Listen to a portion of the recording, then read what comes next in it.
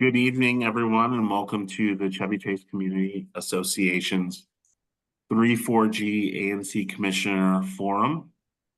This is our second night. If you came yesterday, it will be the same questions, although we are interviewing different candidates. Now, you probably expected there to be three different sessions tonight, each with two people or from each SMD. Unfortunately, due to illness and other reasons, Liz Nagy, Carol Grunwald, and Laura Fennessy weren't able to make it tonight. They are still in the race, but they're just not able to participate in tonight's forum.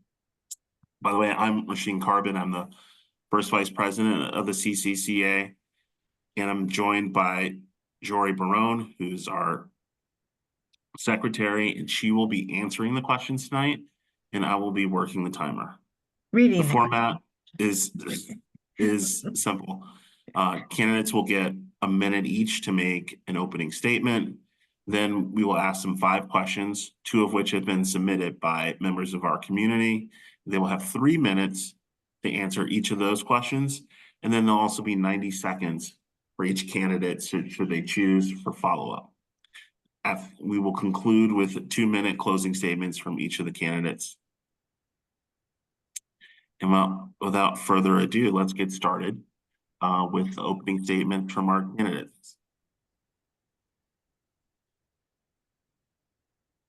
We're starting. We'll start with James. Yeah, start with James. Okay.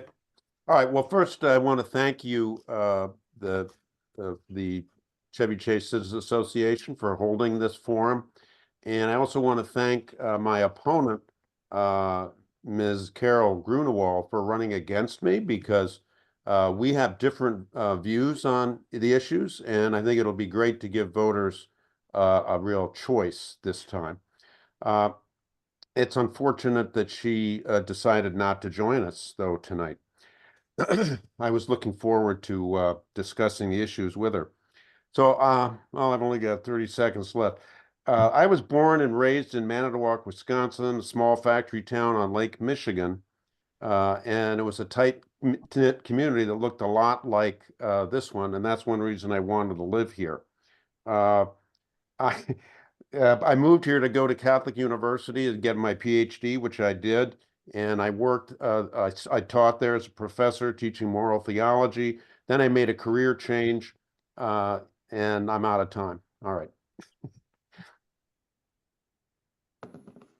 Okay, Matt is next. Thank you so much to the association for holding this forum. We're lucky to have it. Democracy dies in darkness, so we should throw some sunlight on the views of the candidates. Voters should know who we are and what we stand for. I'm sorry to hear that my opponent dropped out of this debate a few hours ago. My name is Matt McFarland. I believe we need a Chevy Chase that is connected, inclusive, and vibrant. Thoughtful growth and comprehensive planning that's aligned with our values is a good thing. If we said no to every potential change, this neighborhood we know wouldn't even exist. It's a shame to see how civil discourse has unraveled in our neighborhood as we faced tough issues. When I moved to Chevy Chase last year, I was shocked to find so much angst and tension in our ANC. If we, the leaders, want neighbors to be more engaged, we need to make it more appealing. If I achieve nothing else, I hope to get us to communicate and disagree in a non-toxic way. I'm a proven community organizer with a track record of innovative, inclusive, and lasting successes. I'm excited to talk tonight. Thank you. And Mark is next. Sure, thank you. And I'd like to thank the Chevy Chase Association for organizing this. I'm Mark Wolfe. I'm running for Michael Zeldin's seat. He's retiring. That's GO4. My background is, I think, pretty relevant. I work on affordable housing, energy, and climate change. I have pretty extensive experience in these areas. I'm also a practicing economist. The reason I'm running is pretty simple. If you look at the Avalon Theater, and I've lived here over 30 years, that's where the community came together to save it. It worked, and it's functioning. I now look at some of the challenges facing our neighborhood: the McKinley Street bus, the Common Core, And of course, the Murray School horror show that's happened with that sports field. I think that we can approach each of these issues with the same commitment to try to have the same outcome as we have the Avalon Theater, where it's worked well, it brought the neighbors together. I see these issues as divisive. I've seen a lot of anger at the meetings. I think my goal is Mark, to you've bring eclipsed people your together. minute. Okay. Also, Mark, I would just ask that if you could turn up your microphone, you sound a little Sorry. low. Okay. Ah, gotcha. Okay. The first question is for James, and the question is, why are you running to Yeah. be an ANC commissioner? Good. All right. Well, I'm going to use this time to finish my opening statement since I ran out of time. So I taught at Catholic University. I taught moral theology, and then in the 90s I made a career change, late 90s, and I worked at the Northwest Current, and then a national trade publication in occupational health and safety called EHS Today. And then I finished as an occupational health and safety consultant. And I've lived all over DC, in the Northeast, DuPont Circle, Adams Morgan. I've lived in my current house for 11 years. I moved to Chevy Chase in 2011. I retired about 10 years ago, and since then I volunteered at my church, feeding, clothing with others, the unhoused people. I also volunteered at Miriam's Kitchen, where I worked as a housing advocate. And I learned a lot doing that about how DC government works, as well as I think I learned that for me, at least, for many people, housing is a human right. During the pandemic, I wrote a book that was inspired by these experiences. Okay, now I'm running for ANC commissioner. I can divide it into two reasons. One is personal. I love to learn. I'm a lifelong learner, and I've learned a lot in my last 2 years. I've learned from listening to neighbors about what they want and care about. I've learned how to be an advocate for them in DC, and I've learned how the DC government works and how it doesn't. I've learned how ANCs work and how they don't. So I want to keep learning, and I want to use what I've learned to be a more effective commissioner in the next term, because I feel like it's taken me a year or two to learn the ropes here. For community service reasons, ANCs do not have a lot of power, and so collaboration and consensus are crucial. Building coalitions, and for this, respecting different views, reaching consensus, and collaborating and working together is essential. It has not always been the case in our previous ANC, unfortunately.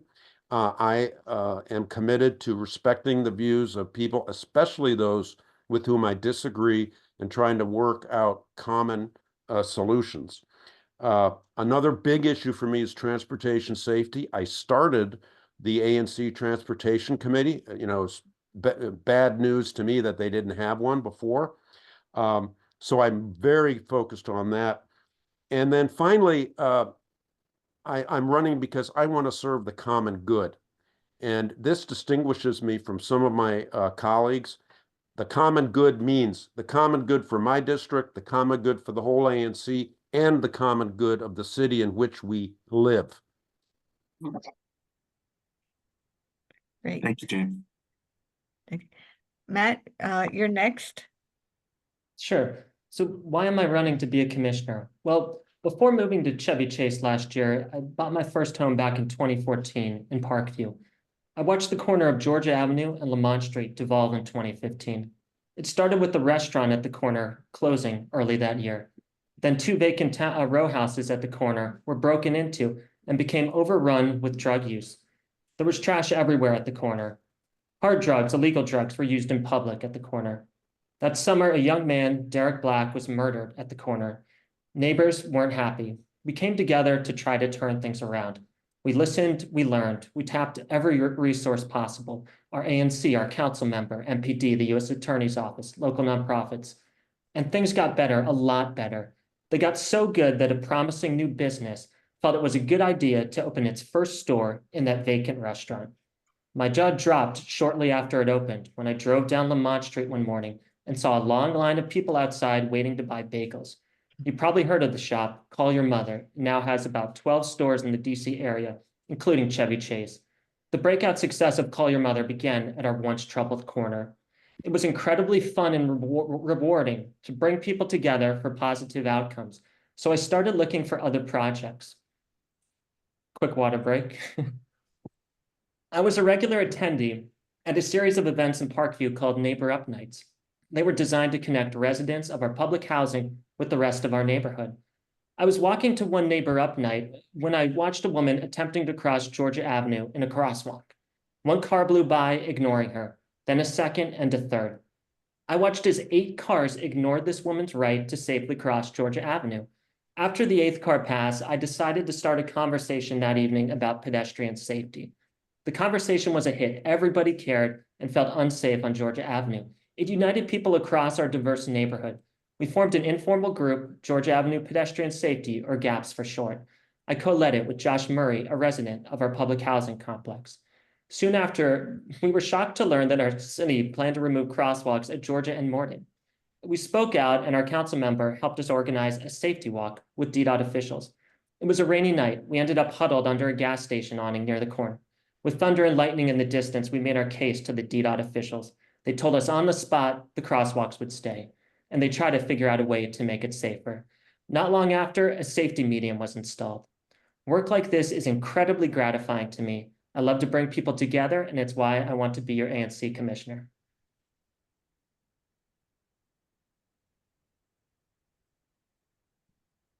Thank you, Matt. Mark? Yeah, Mark, yeah. Sure. Thanks. I'd like to maybe continue as well as what I was saying. My background is in housing, energy, and climate, especially the affordability side. I know a lot about workforce housing. It's really part of my professional work. Many of the issues that are facing our neighborhood would draw upon that. We're looking at developing the Common Core. It's a major project, and I think there's been a lot of misleading information about it. Looking at bus route issues, shifting the McKinley Street bus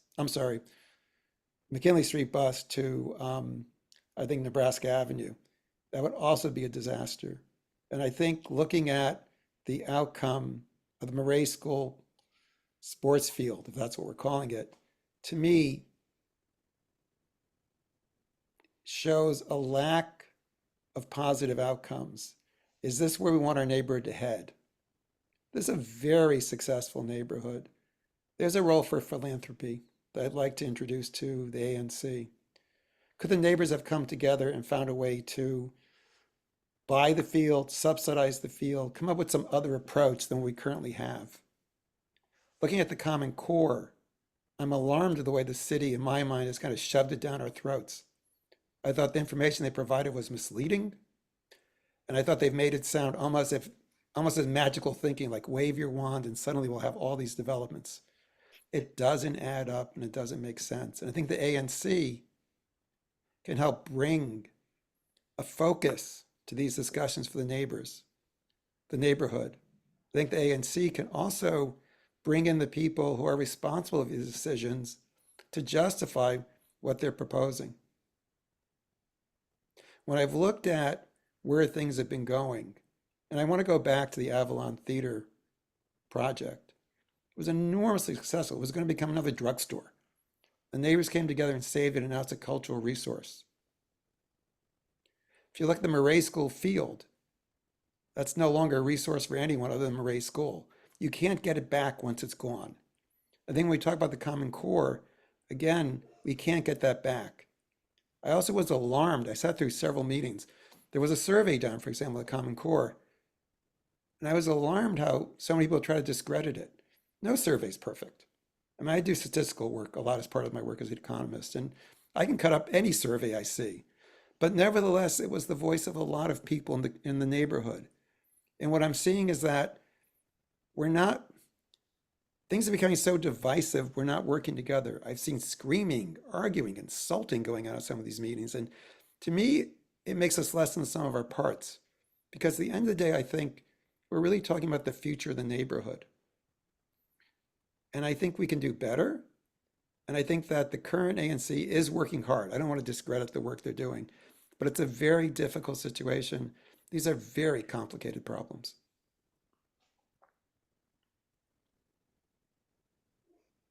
Thank you. You're welcome. Follow up? I'm gonna ask Matt to start with the next question. Oh, And- right, or do we want? Oh, I'm sorry, we got the follow-up, sorry. Who goes first on the follow-up, Rasheen? We'll start with you again, James. Okay, Same You order. have 90 seconds. yeah, I want to clarify what Mark Wolfe said. The E4 is the bus that runs on McKinley, and the proposal is not to switch it to Nebraska. The proposal is to switch it down to military. All Okay. right. And I spoke with him, in fact, not long ago, because I've been knocking on all the doors of McKinley, asking people there whether they want to keep the bus on McKinley or not. And I've gotten different views, as you might expect. The only way we can keep the bus on McKinley is if we get rid of parking on one side of the street.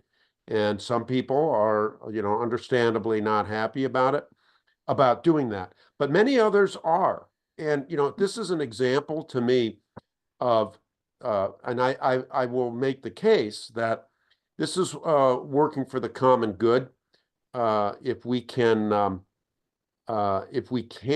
keep the bus on McKinley, people in the northern part of our district, of our ANC, will have more access to bus transit than if it's down on military. So it's a difficult issue, but I'm working on that. And I want to say I couldn't be happier. I hope Matt wins because we need people like him on our transportation committee and support. Pedestrian safety is a big issue we're working on. And everything he said is very important here too. So I want to pat him on the back for his work on that. Thank you, James. Matt? I just want to say thank you to James. I don't have a follow-up otherwise on that question. Mark Wolfe? Mhm. I completely agree. What Jim is doing is great. He came by our house. He told us about there could be some options on the bus route. It is a very, very difficult street to get by. And we reluctantly agreed. Who wants to give a parking space, right? But I think this is an example where the ANC really can play an important role. I was delighted when Jim came by our house. I didn't think there were any options. We were very worried about losing this bus. And I think we can apply the same approach to the Common Core. It would be terrific. This is a very, in some ways, I think a more difficult issue, but I think we can work together, come up with a solution that'll work for the neighborhood.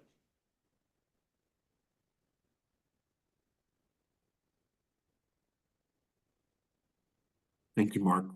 Now we're moving on to the second question. All right, and we'll start to Matt. We'll start with Matt.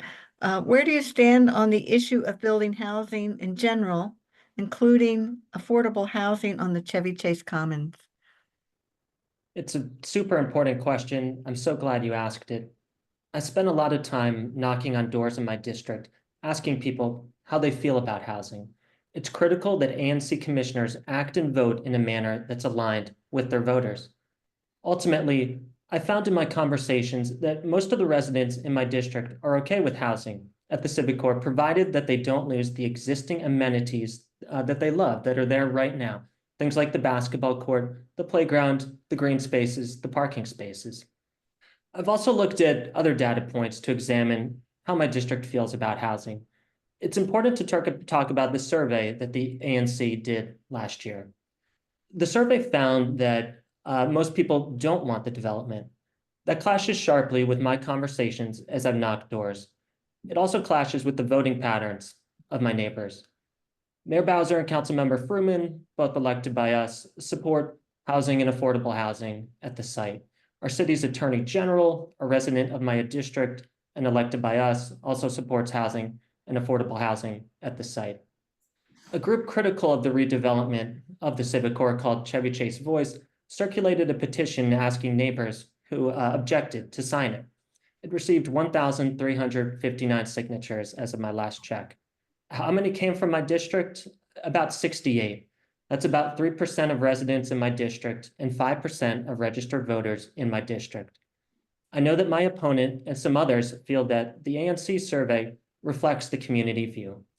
As I knocked on door after door, I became increasingly concerned that the survey methodology led to skewed results. Any pollster will tell you how questions are asked can impact the responses you get.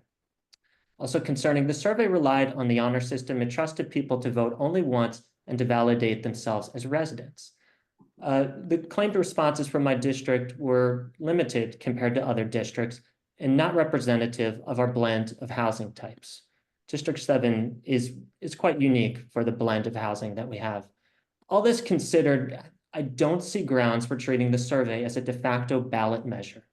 Last week, I was talking to Jamal, a resident of Regency House, the only DC Housing Authority building in Ward 3 and located in my district. Jamal told me how he liked how quiet Chevy Chase is. He used to live in Columbia Heights. He described once being hit in the face by the butt of a gun. He hasn't had problems like that in Chevy Chase. If we add housing and affordable housing with great care and comprehensive planning, it can be a strength, not a weakness in our neighborhood. I yield the rest of my time.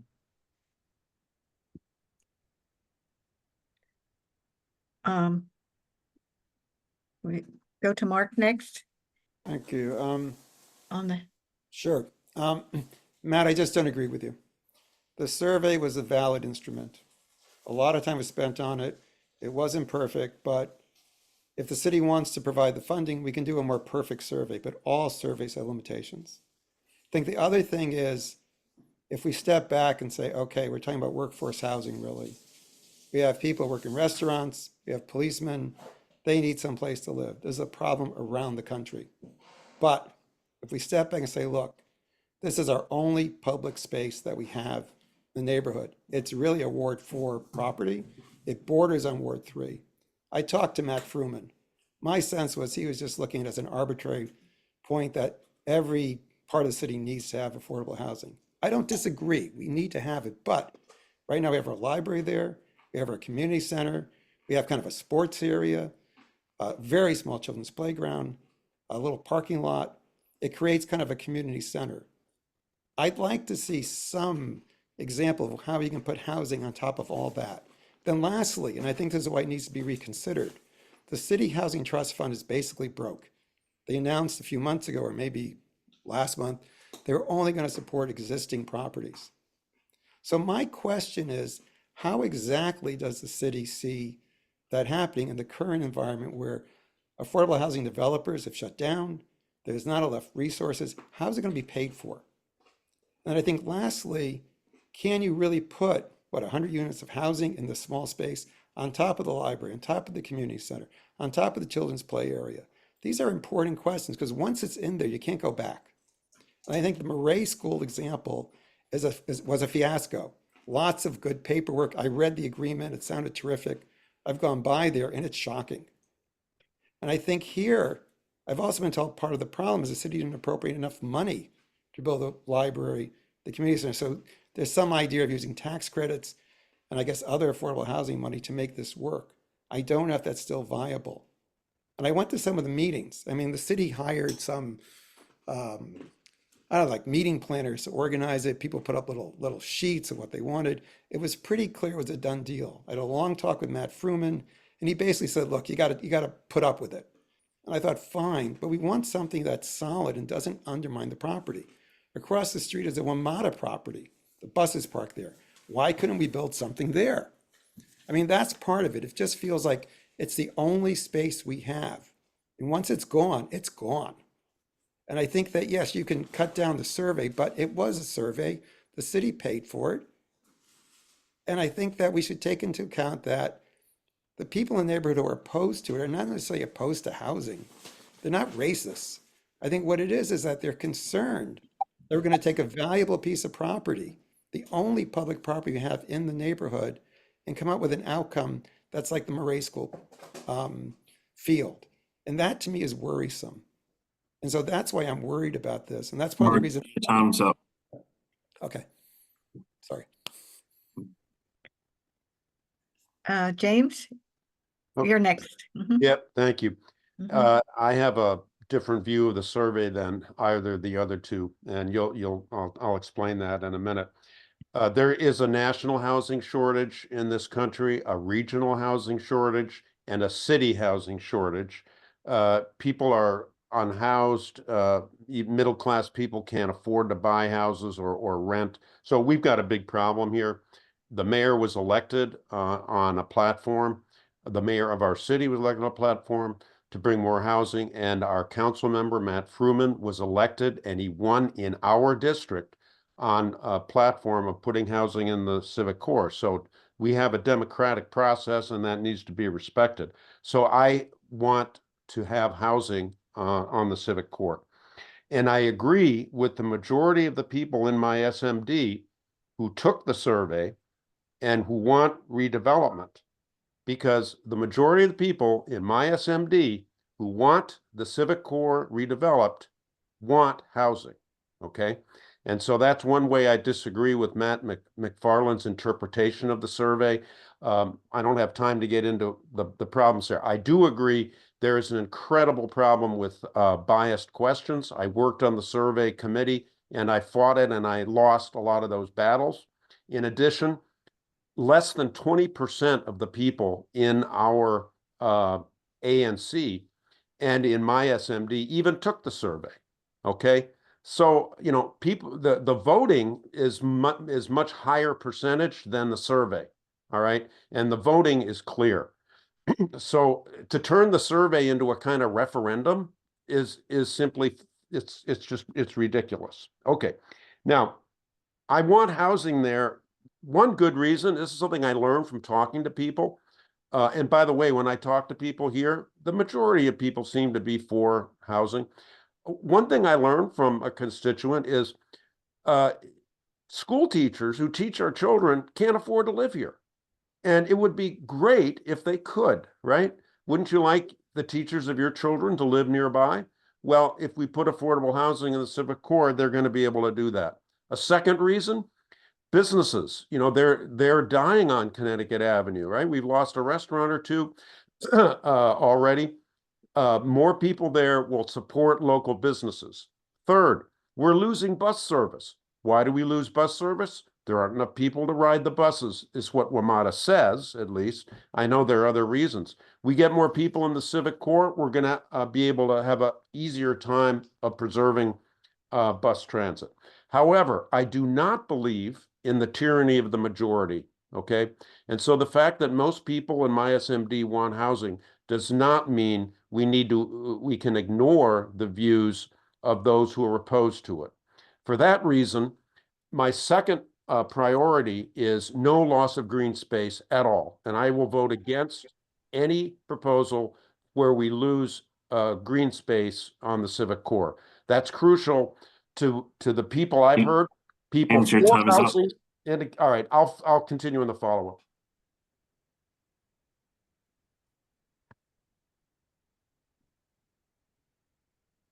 I'm out of time, right?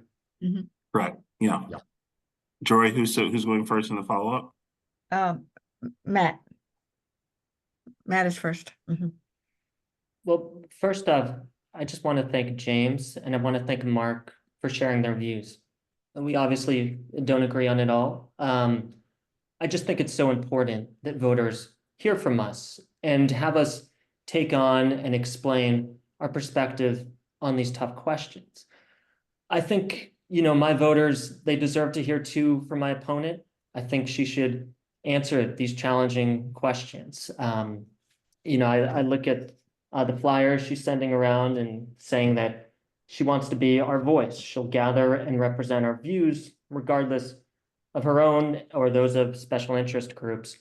And I just think, rather than me debating people I'm not running against, like James and Mark, but it would be great for my opponent to just speak up and tell the voters her perspective on this. She's obviously been outspoken on the past and has strong opinions here. So what would happen if she were our ANC commissioner? So. Okay. Mark is next. Thanks. One of the clarifying issues I think that discussion of the Common Core has obscured, I've heard words like workforce housing, I've heard affordable housing, I've heard low-income housing going over there. There's a huge gap between these different income groups. I'm frankly quite puzzled by what type of housing we're building. I've heard we're going to have non-subsidized housing, and I think for the neighbors, you know, essentially almost there is another, for feedback as opposed to survey, what exactly is the vision? School teachers in DC are actually quite well paid. You know, many earn between 80,000 and up. Those aren't poor people. They might be in DC because it's a high cost of living place. They might be just middle class. Is that what we're talking about? So I think there are questions about exactly what are we thinking about? What type of library? What type of community center? What will we lose by putting housing on top of these buildings? And I think the way it's been presented, it's been like either you're for it or against it. And I think the important question is, what are we giving up? I mean, to James's point, will we lose green space or could we build in green space? And I think that some of the neighborhood reaction is exactly because it's been presented in a way that either you're for it or against it. The mayor likes it. Well, I don't work for the mayor. So I think this is all important issues that can be discussed with the ANC and then reported back to the city. Because I think this is, again, the Common Core becomes almost a way of pulling Chevy Chase together.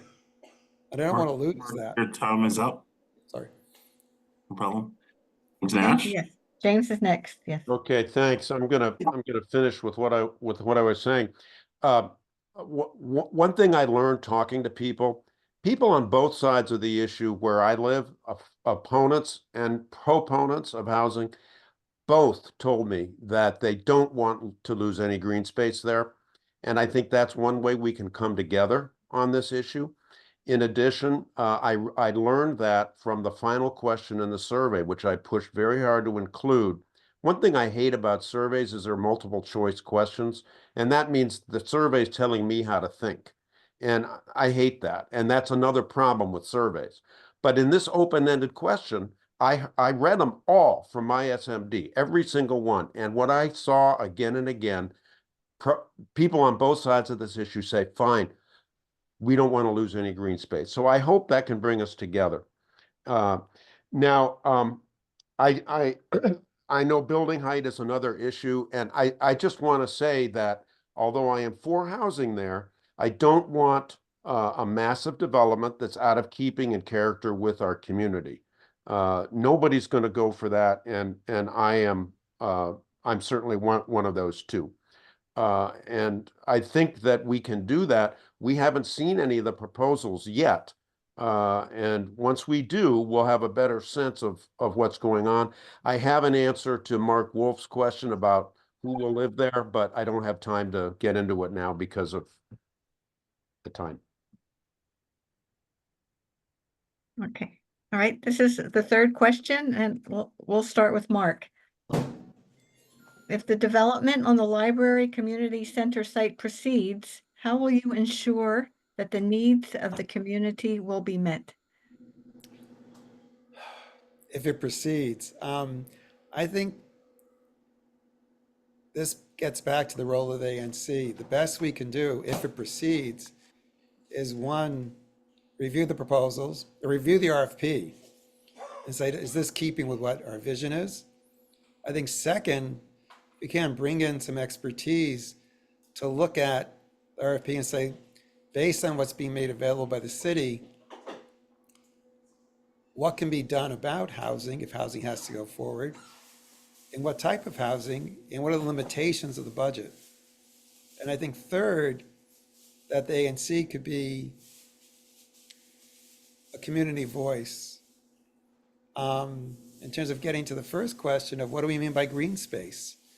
I think to kind of re-examine this, and I think what I would do is this, I think we need to re-examine the RFP, we need to re-examine what the budget is in light of the fiasco at the Murray School site. because that looked on paper like it could work. I read through the agreements and I'm horrified at what I see. And I think here, the same thing could happen. I think we just need to come together and really say, look, the ANC can hold meetings, we'll be on top of it. And I think make it a priority, because once whatever is built, this will stay there for the next 50 years. So if it turns out to be a mistake, an overly ambitious idea of adding housing to all these other housing to a library and a community center and a basketball court and so on, we won't be able to go back and fix it. And I think we should use the Murray School field as a lesson. When this kind of thing goes wrong, it goes badly wrong. And the Avalon Theater as the opposite. When community engagement works, it works really well.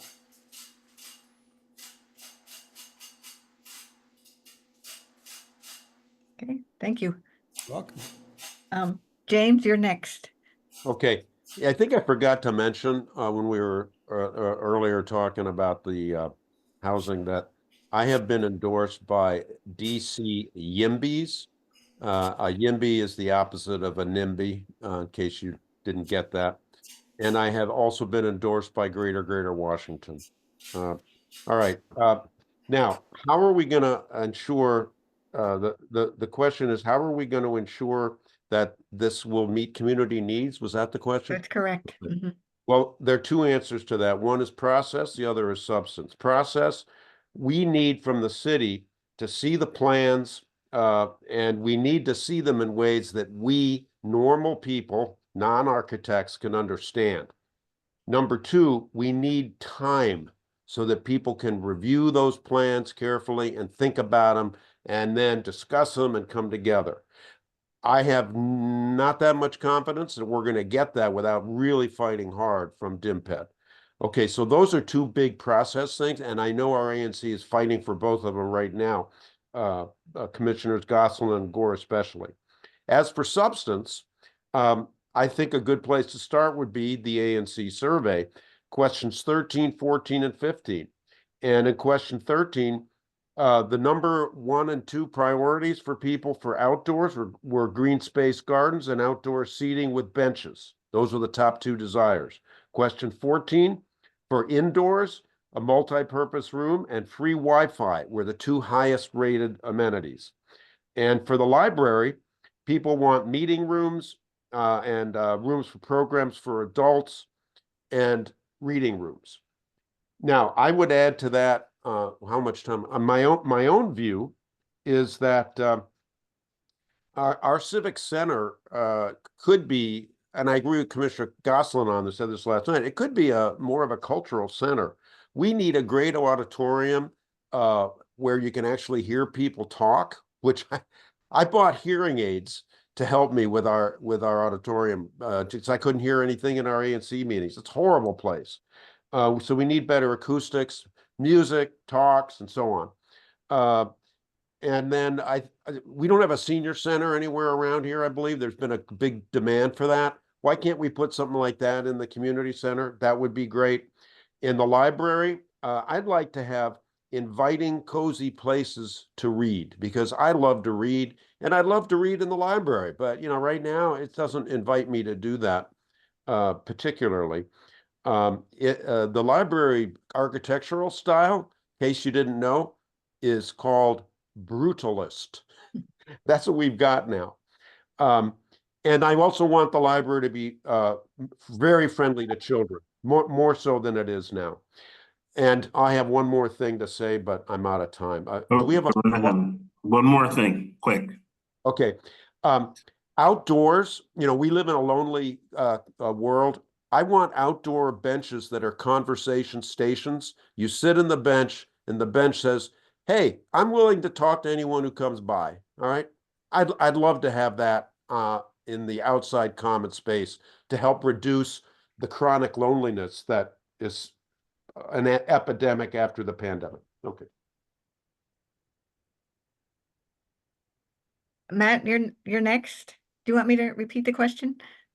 I'm happy to just dive in. Right, yeah, Okay. how do ensuring community needs are met. So quite simply, ANC commissioners do their jobs well, the needs will be met. I have a robust plan for being in touch and aligned with my residents. I'll publish a regular newsletter to keep constituents aware of what's happening. We already have some good ones available in the community. Bruce Sherman stands out, a very robust newsletter. I understand a lot of people read it. I'll be asking for feedback on upcoming decisions and key issues like the library and community center. I want to hear from people constantly. I'll be promoting my newsletter block by block to boost constituent engagement.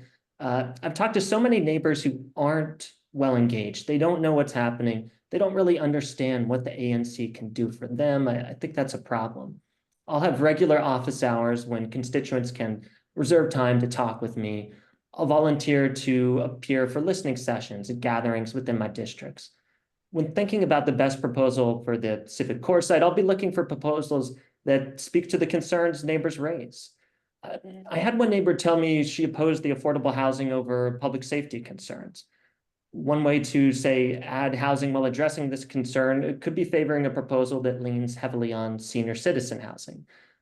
Such a path could also address any concerns about school overcrowding. I spoke recently with neighbors across the street from Regency House, the public housing building in my district that's for senior citizens. Neighbors told me they never heard a gunshot. They had no safety issues as a neighbor of the Regency House. Another thing I look to is the shape of the buildings. I've heard concerns about neighbors losing sunlight. I seek to address this by, say, looking for proposals where the building's tallest right on Connecticut Avenue and slopes lower, closer to the single-family homes.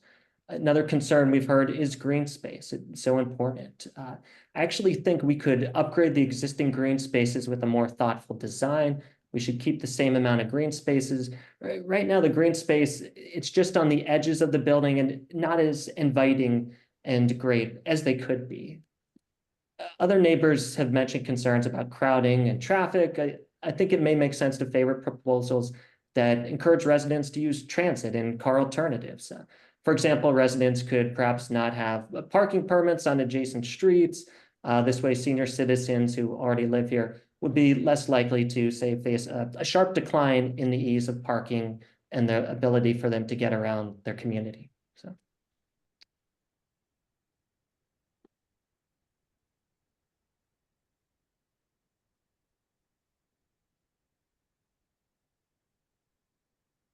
Now time for follow-up.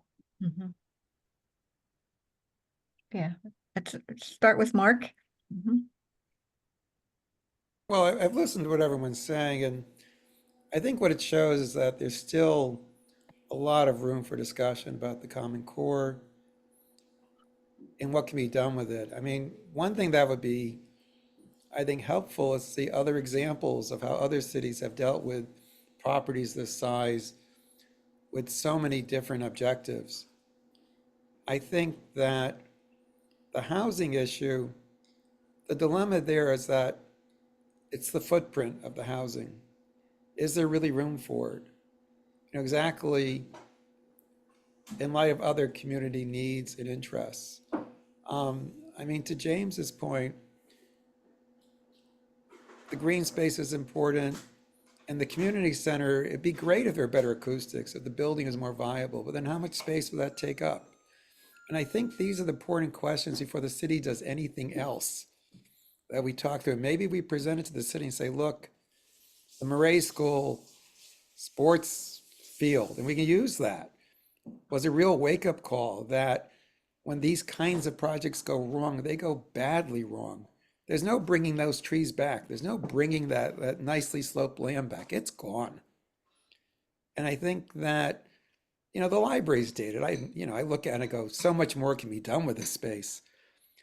But I think that as time has passed, we've had more time to think about it, more time of what would really serve the needs of the community. And I think then we talk about how do we think about housing and would it work or fit in, or do we look at a different open lot to build it? Thank you. Thank you. Matt? I don't have a follow-up on this one. Okay. And James? Yeah, this is to Mark Wolf's question about, well, who's going to be in affordable housing? Now, we don't know the answer to that fully. I have talked to the developers. They have told me they can put 100 units in. They can make it 100% affordable. And affordable housing, as I understand it, is based on area median income. Area median income for a family of 4 is $120,000. If you make less than that and need to spend more than 30% of your income on rent, then you're eligible for affordable housing. So in other words, a family of 4 could be making 120 grand and still potentially qualify. I'm not sure of all the details, and for a single person, it's 102,000. Now, they divide it into 3 different groups: 0 to 30% of area median income, 30 to 70%, I think, of area median income, and then 70 to 100%. So what we don't know is how will that be divided among those 3 groups. Obviously, you know, the higher group would probably be school teachers. The median group probably be, you know, people who work in fast food places or that kind of thing. All right, I'm out of time. I could go on, but I won't. Okay, move on to question 4, and we'll start with James. What specific initiatives do you propose to improve public safety? Okay, and here, although I am grateful to the Chevy Chase Community Association for holding this forum, I'm going to criticize you because you are not asking any questions about transportation safety, nor did you ask any questions about bus transit. And so since I started the Transportation Committee and I chair it, those are 2 very important issues to me. But I will answer this question the way politicians do. I'll answer it the way I want to answer it. The 2 biggest public safety concerns that I hear from my neighbors are car break-ins and motor vehicle violence. Now, for car break-ins, what I hear from MPD is don't leave anything in your car and get a video camera watching your car, and that you know, that'll help them do their jobs. Okay. Now, what I have heard though the most from my people when I talk to them and listen to them, and also we did a transportation committee survey, by the way, too. And the big concern I hear is motor vehicle violence.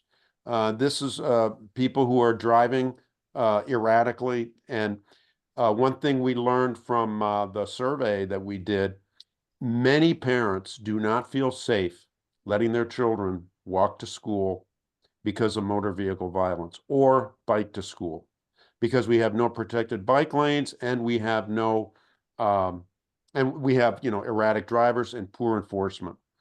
So that is you know, to me, parents not being able to let their children get to school safely is just a huge quality of life and safety issue.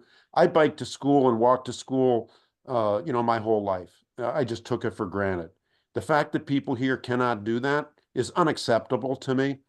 Now, you know, if I were the king of DC, I would solve that tomorrow, but I have to work with DDOT and all sorts of things. So that is a big problem. But I want to encourage everyone who hears this to work with me and the Transportation Committee to try to get some solutions to this. There's going to be an ANC, a Ward 3 and Ward 4 west of the park meeting of ANCs on transportation safety issues. So we need to expand and work with other ANCs on this. DDOT needs more money, it seems, in order to get the job done here. And so I'm hoping that by collaborating with other ANCs, we can get some more things going. We don't have sidewalks in a lot of places. Huge problem. We're working on that, but that also takes a lot of time. All right. I could go on again, but I won't. Okay. Matt, you're next. Sure. Public safety is deeply important to me. It triggered my work as a community organizer. I'm deeply concerned that on September 26th, we had a stabbing in my district at Connecticut and Jennifer. I spoke to recent ANC commissioners who couldn't recall anything like that, in the district.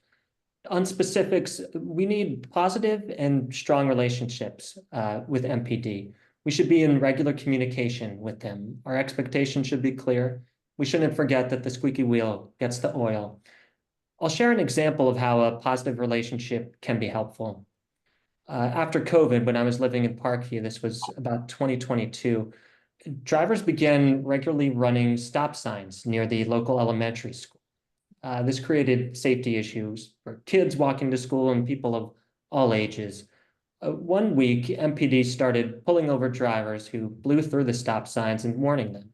It made a difference. So I reached out to the local commander and thanked him for what he was doing. So often our government workers only hear negatives. It helps to occasionally throw in a positive. I explained to him how many parents were concerned about unsafe driving. We valued the work that was being done. Several weeks later, when my neighborhood group wanted to clean a fence bordering the Armed Forces retirement home that was covered in years of litter and debris, but it was inaccessible due to a lane of traffic, I reached out to that local commander again. I explained our goal, that we wanted to beautify the neighborhood. I also explained that the risk of standing in a lane of traffic it's very dangerous. So he agreed to send one of his officers to temporarily block a lane of Park Place so that we could clean the fence that was just covered in trash. It was a great project. People loved it. It made such a difference. The community just looked better. Another specific thing I'll propose, we need stronger social services for people in need, dealing with things like addiction. As a neighbor in my district on Reno Road explained to me, when we have affordable housing, there needs to be wraparound services. She described hearing from former neighbors in an apartment building she lived in that people had moved into the apartment with vouchers, but they weren't getting the services they need, and issues were coming up. So, giving people housing but not addressing their other needs is incomplete and can lead to some problems. So, last thing I'll get to, we should all learn from a superstar among us. At Chevy Chase Day, I met Samantha Nolan. I didn't realize she lived in the neighborhood. I'd heard so much about her and her great work on neighborhood watch programs throughout DC. If you care about public safety and you don't know who she is or you haven't learned from her, you're missing out. So let's tap great resources like Samantha. Great. Thank you. Mark, you're next. Oh, mute. You're muted. You're muted, Mark. Sorry. Here's what I'd like to propose. I haven't seen a police car in my neighborhood in quite some time. The only police cars I ever see are at an apartment building on Connecticut Avenue that must have some kinds of problems with it. I never see a policeman here. And what I'd like to do is call in the local police captain to come to the ANC and explain exactly what the policing policy and plan is in our neighborhood. Do we have routine patrols? If we have, I'm out at different times of the day. I work at home a lot. I've never seen a police car go by. For a while, they had patrols or like a policeman would walk the beat on Connecticut Avenue.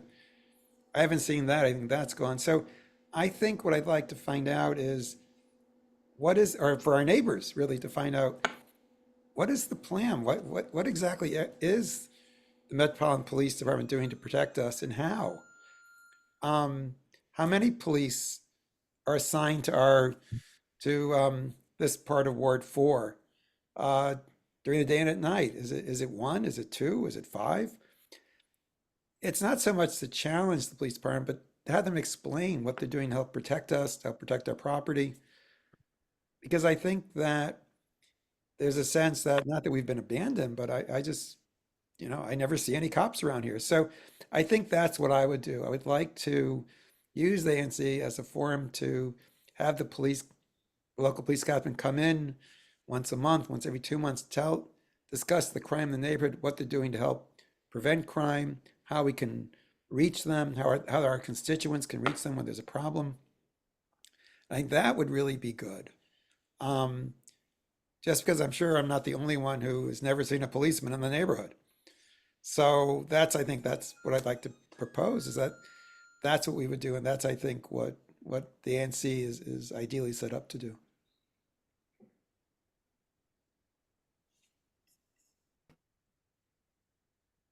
Great. Thank you. Yep, follow up. Yeah, well, start with James. Okay, yeah, I agree with Matt McFarland that working with NPD is important, but there are two problems with that, and Mark Wolfe identified one. The police staffing, last I heard, was down about 20% for a variety of reasons. So they don't have the bodies to do their job as well as we would like. But there's a second problem. It's there's so many transportation safety problems here. It's like playing whack-a-mole. You know, they go here and then something goes on there.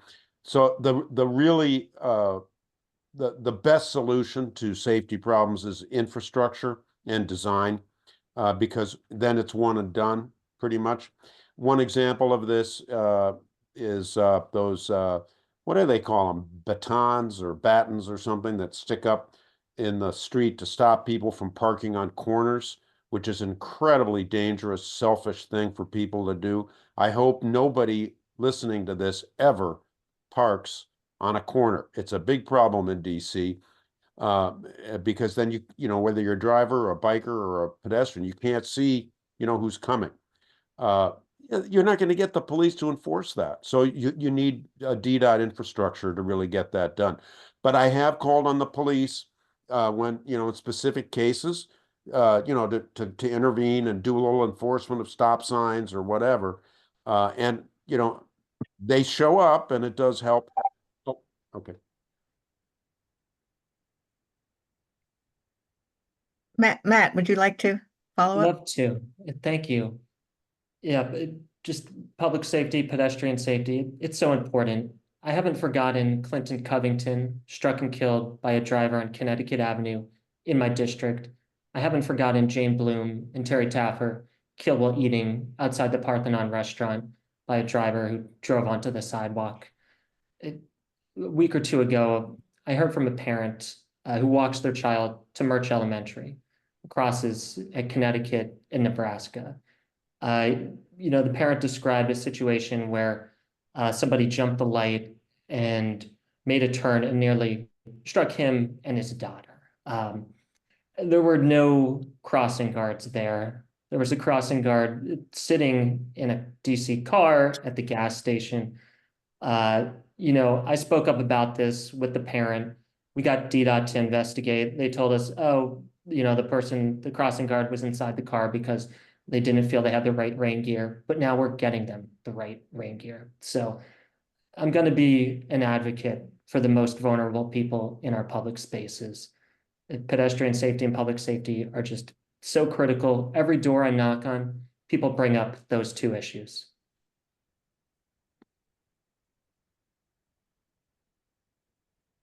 Thank you.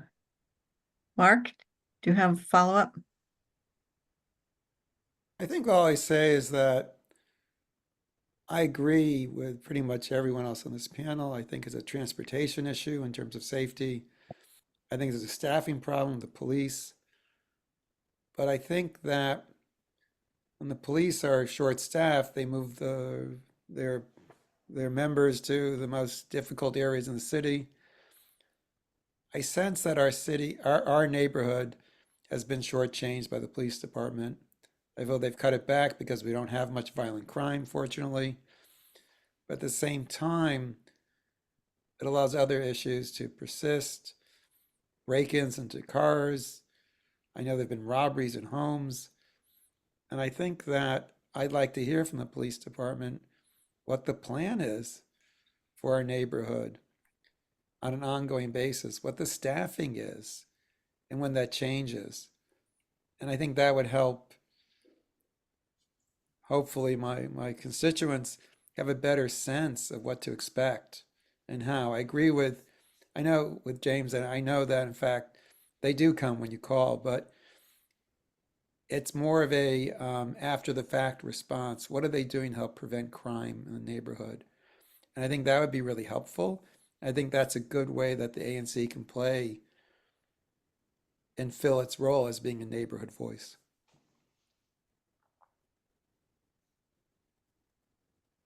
Great. Thank you. Welcome. I think we're ready for the fifth question. And Matt, you're first with this question, and I'll read it. Greater density creates many issues, one of which is not enough school capacity. What is your opinion on alleviating this problem? Yeah, thank you for raising this. First thing I do want to note, I think we should be careful about framing density as exclusively a problem. Density is also why our neighborhood is more dynamic and appealing than most suburban and rural areas. Schools are incredibly important to all of us. Schools are why so many of us move to this neighborhood. People want to live in DC, and they also want good neighborhood schools from school through high school. Now, you don't need me to tell you that, yes, our schools are pretty full. Lafayette Elementary, nearly 1,000 students. That's, an elementary school with more students than any high school other than Jackson Reed. Deal Middle School, over 1,400 students, twice as big as any other middle school in the city. It seems we may need a new elementary school and middle school. It would be great, if we had space in our elementary schools for complete preschool programs. So this is something I think we should be thinking about. Murch Elementary in my district, it's well over 600 students, one of the biggest. It's a great school. I love it. My son's there in first grade. I'm sending my kids to DC public schools. I love them dearly. I feel so grateful to be part of the Murch community. So voters can know I'll be deeply invested and push on this. Every parent I talk to cares about schools. I think we can coordinate more strongly between the ANCs of Ward 3 and make this clear. It's an issue. It's something people care about. And perhaps the redevelopment of the Civic Corps is a good opportunity to open this conversation of, hey, yes, let's do more housing, but if we're doing it right, let's plan comprehensively and address other things. And yeah, no, I'll yield the rest of my time. Thank you.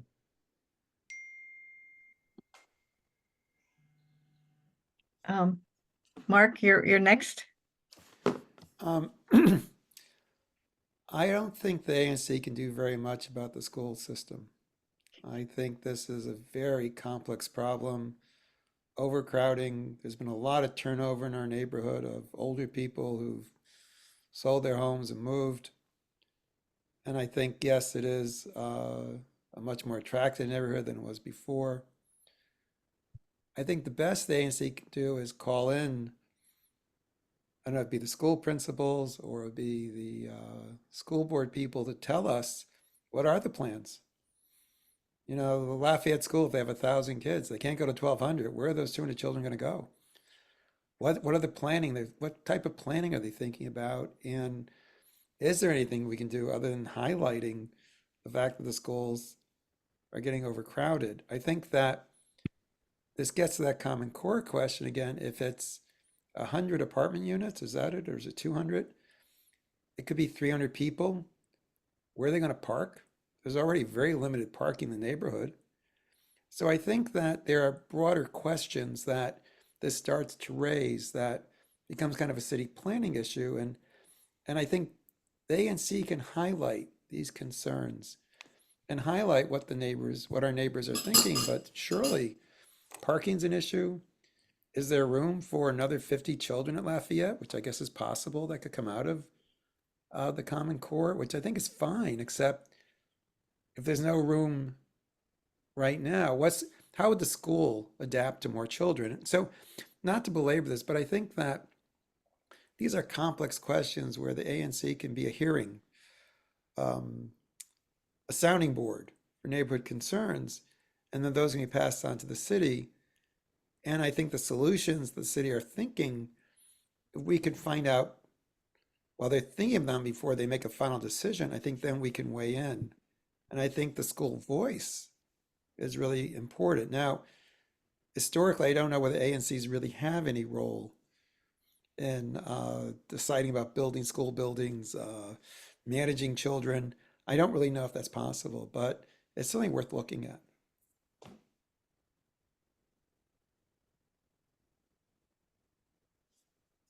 Thank you. And James, you're Okay. next. All right, thank you. And I reject two presuppositions of this question. First, I agree with Matt McFarland that the question presupposes that greater density creates problems only. And while it does create some problems, it also offers many benefits, some of which I've already identified, such as it helps local businesses. It also can help us keep our buses. And I've heard some residents say they feel safer when there are more people around. Okay. So although some people are afraid of safety when we have more people around, other people look at it differently. So I think that's a mixed bag. The second presupposition of the question that I reject is that that we don't have a problem already with school capacity. It is a problem right now. The Lafayette's overcrowded, and I think I've heard it about Merch too. It's not in our ANC, but some of our parents have children there. Well, and I also agree with Mark Wolfe. We can't. The ANC doesn't have the power to build more schools, but obviously we need more schools. So, the schools are overcrowded. You need more schools. Or lease space. I heard Commissioner Sherman last night say ECC might have some empty space.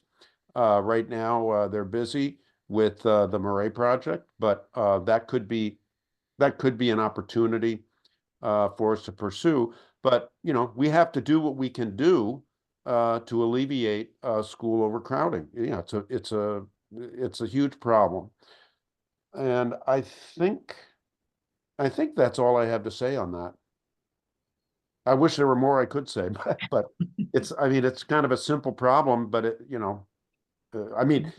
it's a simple solution, but not easy to do. Mhm. Okay, think we're ready for the follow-up?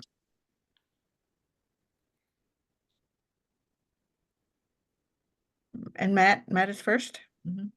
Yeah, I'll yield my time on this follow-up. Okay. Mark? I think this is the real problem. My son went to school here, went to Lafayette, went to Deal, and went to school without walls. The school system was much smaller then. The buildings weren't as crowded.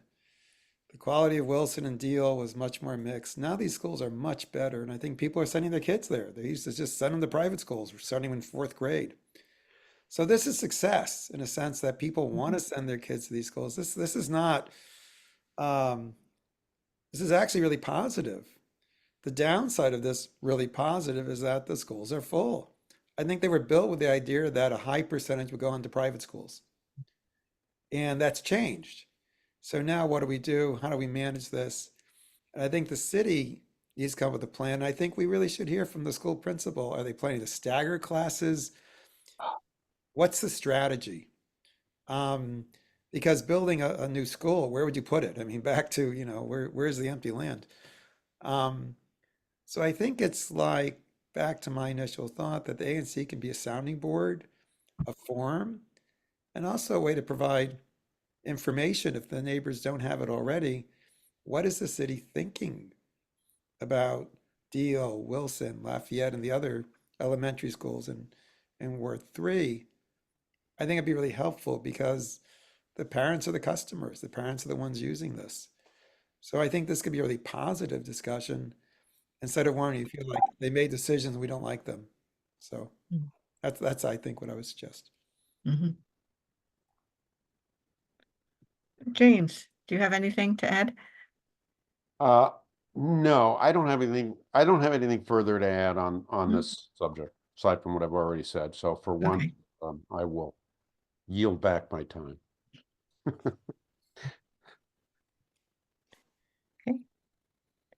think we finished the questions, Rasheen. Yeah, so we're ready for Mhm. closing statements from each of the candidates. Everybody will get 2 minutes. Enjoy. Are we starting with James, or are we starting with someone else? I can go first. That's fine. Okay, we'll do it. Right. The original, well, yeah. I want to thank everyone again for participating, and I find myself in agreement with much of what I've heard from my two potential colleagues, assuming I am also win. One area where Mark Wolfe and I do not agree is that Murray is a disaster. I am on the Murray task force, and I know that there have been some problems there with neighbors and delays and so on. And certainly nobody wants the artificial turf that they're putting on there. That is not good. However, that's a more that there's it's not as bad as what they did at St. John's, which no one's making a fuss about. St. John's is bigger and more toxic than what Murray's going to do because they're following best practices. And the project is going to fund education for children who are disadvantaged and with learning disabilities. I understand it. So this is a good deal, and it will be open to the community, the Murray Fields. It's not just going to be for others. Anyway, though, I'm running because I want to serve the common good, and the common good is bigger than my little SMD. It includes the whole ANC. That's one reason I wanted to start the Transportation Committee, to get the whole ANC working together. And even beyond that, I also feel that I am part of a city, unlike some other commissioners. I feel that we're part of the city, and we need to embrace that. I also want to emphasize the importance of civility. And finally, I want to warn people about this talk about being the voice. There is no such thing as the voice of the community. There are many voices, and we have to try to reflect all of the voices. There is no single voice, despite the name of the so-called Chevy Chase voice group. That does not exist. There is no one voice. Thank you. Matt, you're next. If you've seen that DC is on pace for the most traffic fatalities in more than 20 years, and you want safer streets, vote for me, the person who has led impactful pedestrian safety campaigns.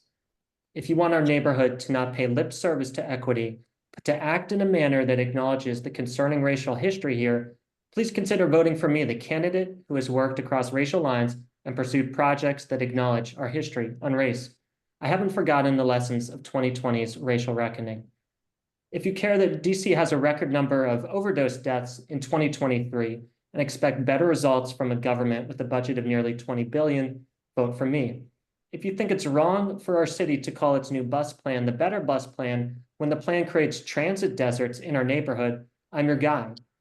If it concerns you that when our mayor defends turf fields, she doesn't acknowledge the troubling learnings about microplastics and forever chemicals, vote for Matt McFarland, who has long spoken up for safe playing fields for kids. If you were at Chevy Chase Day last month and it bothered you that people shouted interruptions while Mayor Bowser had the floor and addressed our community, vote for me, the candidate who wants civil discourse. If you felt our local conversations on hot-button issues like turf fields, housing, or zoning sets a bad example for our children of how adults should handle disagreement and resolve conflict, vote for Matt McFarland. If you want a Chevy Chase that's connected, inclusive, and vibrant, and a commissioner who deeply loves its people, streets, schools, and businesses, by this point in the evening, I hope you know what to do. I'm not the candidate with the most money to spend on yard signs or flyers that show up on your doorstep. I'm the candidate who's a proven community organizer, and I'm proud to be here. And thank you so much, everyone, for sticking around so late in the evening. Thank you. And Mark, Thank you. it's your turn. I also believe that the issue of civility is important. I've been to ANC meetings where people are shouting, but I think it reflects concern about some of the decisions being made. I also want to emphasize, I'm not running for the ANC because I think the current ANC hasn't done its job. I think they do great work. These are very difficult issues and very time consuming. But I think we have to really think hard about how much we want to say things like we want to be part of the city plan. The city housing agency is a disaster. They have lots and lots of vouchers they can't use, they haven't been able to use. There are multiple stories about public housing not being taken care of. So when the housing agency says that they've got this great idea for us, I think it's reasonable to say, I don't trust it. I haven't seen evidence they can do the job. So those are the kinds of things I think are important in our ANC. I think we need to know what the policing plan is. You know, I'm sure not the only one that hasn't seen a police officer in the neighborhood just cruising by, walking by. I realize there's a shortage, or that there's 20%, I think someone said, of unfunded positions, but still, I'd like to know how that's being addressed in our neighborhood. I think on the Murray School field, I think that ship has sailed. I mean, they've already done their work. There's a loss of historic trees. There's a lot there that's been lost. And I think the neighbors weren't expecting that. And I think they're angry for that reason. And last thing, one issue that's come up in many of the meetings, that if you express concern about building housing on the Common Core, it's almost implied you're a racist. You start hearing about the history of racism in the city. And I resent that. This is not about racism. This is about using public land well. And that's what I would be running for, to say that these are important issues to discuss, and we shouldn't accuse our opponents of not acting in good faith. Thank you. Thank you. Mhm. Thank you, everybody. We had to change some things last minute because of the candidates that were not able to make it. I appreciate everyone's flexibility, both the candidates, my co-host Jory, and of course the audience. In a few days, this and yesterday's recording should be up on our site and YouTube channel as a source for neutral information about what's going on in our community. And it's 8:17, and this we're going to be concluding this forum. Thank you, everyone. Thank you. Thank you for. Good night. All right. Thanks, everyone.